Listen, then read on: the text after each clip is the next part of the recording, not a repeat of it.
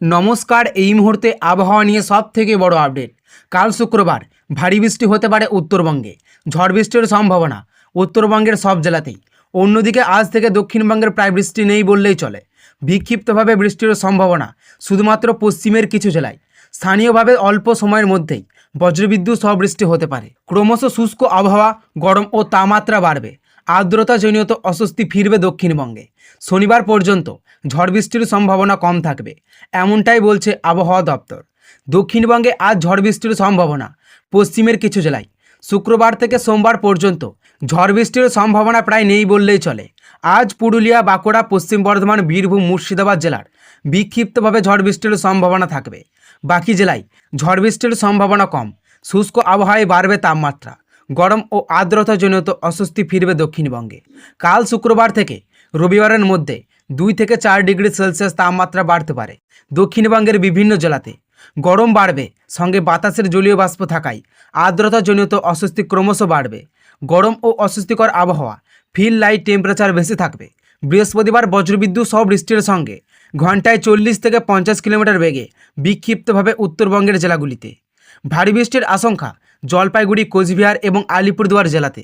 শুক্রবার ও শনিবার ঝড় বৃষ্টির সম্ভাবনা থাকবে উত্তরবঙ্গের জেলাগুলিতে। বজ্রবিদ্যুৎ সহ বৃষ্টির সঙ্গে 30 থেকে 40 কিলোমিটার গতিবেগে দমকা বাতাস বইবে। ভারী বৃষ্টির সম্ভাবনা নেই। রবিবার থেকে ঝড় বৃষ্টির সম্ভাবনা আরও কমবে উত্তরবঙ্গের জেলাগুলিতে। বিক্ষিপ্তভাবে বজ্রবিদ্যুৎ সহ বৃষ্টির সম্ভাবনা থাকতে পারে। কলকাতায় সকালের মূলত পরিষ্কার আকাশ, পরে আংশিক মেঘলা আকাশ। রোদের তেজ তীব্র হবে।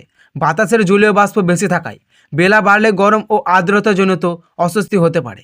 আগামী কয়েকদিন ঝড় বৃষ্টির সম্ভাবনা কম থাকবে, তবে স্থানীয়ভাবে বিক্ষিপ্তভাবে অল্প সময়ের জন্য বজ্রবিদ্যুৎ সহ বৃষ্টির সম্ভাবনা থাকতে পারে। আজ থেকে তাপমাত্রা বাড়বে। 2 থেকে 3 ডিগ্রি সেলসিয়াস তাপমাত্রা বাড়তে পারে। সর্বোচ্চ তাপমাত্রা 38 ডিগ্রি সেলসিয়াসের ঘরে রয়েছে।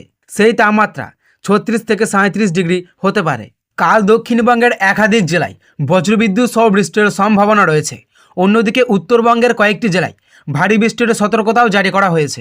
বঙ্গোপসাগরে তৈরি হওয়া সুস্পষ্ট নিম্নচাপ ও ঘূর্ণাবর্তের জেরেই এই পরিস্থিতি তৈরি হয়েছে বলে জানিয়েছে আবহাওয়া দপ্তর। আজ দক্ষিণবঙ্গের হাওয়া অফিস জানিয়েছে, দক্ষিণবঙ্গের বেশ কয়েকটি জেলায় কাল বিক্ষিপ্তভাবে বৃষ্টি হতে পারে। বিশেষ করে বীরভূম ও মুর্শিদাবাদ জেলায় বজ্রবিদ্যুৎ সহ বৃষ্টির সম্ভাবনা বেশি। এই দুই জেলায় ঘন্টায় 40 থেকে 50 কিমি বেগে ঝোড়ো হাওয়া বইতে পারে বলে পূর্বাভাস দেওয়া হয়েছে। এছাড়াও দক্ষিণবঙ্গের অন্যান্য জেলাগুলিতে হালকা থেকে মাঝারি বৃষ্টির সম্ভাবনা রয়েছে। আবহাওয়া দপ্তরের মতে আগামী কয়েকদিন এমনই পরিস্থিতি বজায় থাকতে পারে। কাল কলকাতার আবহাওয়া। কাল কলকাতাতেও আকাশ আংশিক মেঘলা থাকতে পারে। শহরের বিভিন্ন জায়গায় বিক্ষিপ্তভাবে হালকা থেকে মাঝারি বৃষ্টির সম্ভাবনা রয়েছে, তবে আপাতত ভারী বৃষ্টির কোনো পূর্বাভাস নেই।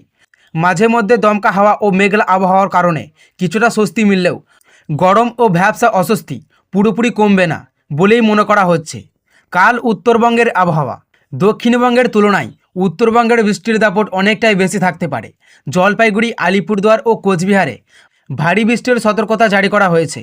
এই জেলাগুলিতে 7 থেকে 11 সেন্টিমিটার পর্যন্ত বৃষ্টি হতে পারে বলে জানিয়েছে আবহাওয়া দপ্তর। পাশাপাশি ঘন্টায় 40 থেকে 50 কিমি বেগে দমকা বাতাস বইতে পারে।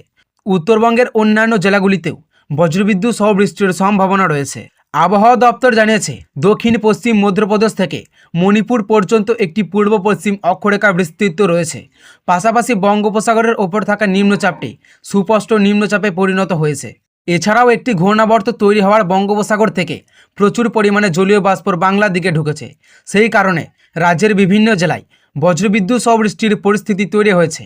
তবে এই নিম্নচাপের সরাসরি কোনো প্রভাব বাংলায় পড়বে না বলে স্পষ্ট মনে করা হচ্ছে। রবিবার পর্যন্ত বৃষ্টির দাপট বজায় থাকতে পারে বলে জানানো হয়েছে। তো সুপ্রিয় দর্শক, এই ছিল আজকের আবহাওয়া খবর। ভালো লাগলে অবশ্যই একটি লাইক করবেন এবং চ্যানেলে নতুন হয়ে থাকলে চ্যানেলটিকেও সাবস্ক্রাইব করবেন এবং এই ধরনের লেটেস্ট আপডেট সবার আগে পেতে আজকের দর্পণ চ্যানেলের দিকে নজর রাখবেন।